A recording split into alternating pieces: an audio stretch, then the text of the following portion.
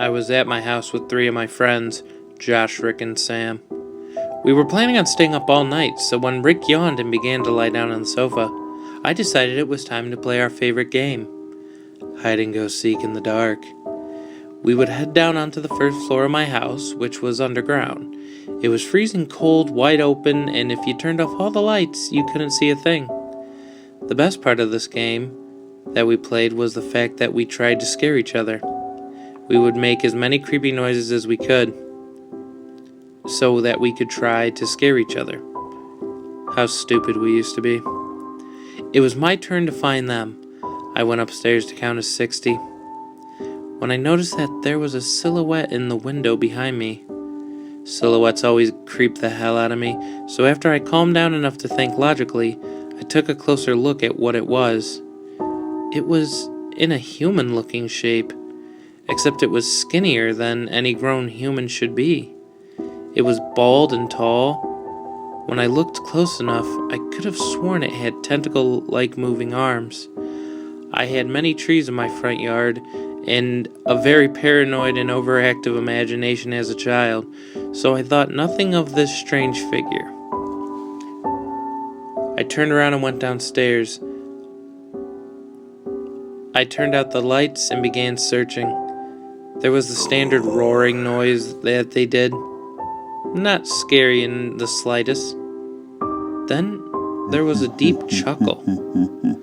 It sent shivers down my spine. I instantly felt like giving up. I didn't want to seem like a coward, though.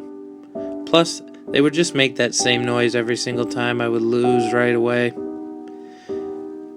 I didn't want that. I just continued searching and hoped that they wouldn't make the chuckle again. They made a low growl, which didn't scare me much. It was obviously Sam. Then Josh did his idiotic high-pitched giggle that didn't scare me as much as it did give me other feelings. Sam and Josh both yelled like insane people, which was a bit shocking at first, but I got used to it after the first 3 seconds. Then there was the chuckle. I felt like pulling out my own hair. I felt like I was being watched. I felt like I was blind deep in the horrifying unknown. Then I realized that I was blind in the horrifying unknown. I began walking towards the light switch, finally ready to give up, when I heard movement from the corner of the room that I had just walked by. I ran towards them. You had to tag them before you could say you found them. I moved around for a bit, arms stretched out, when from the very opposite side of the room, Josh began talking. "Alan?" he said, which means that Rick was here. Rick was usually the easier one to find, I thought smugly as I continued looking around. "Are you okay?" said Rick, from the same direction Josh was in. From directly in front of me, there were footsteps growing closer. There was a deep chuckle.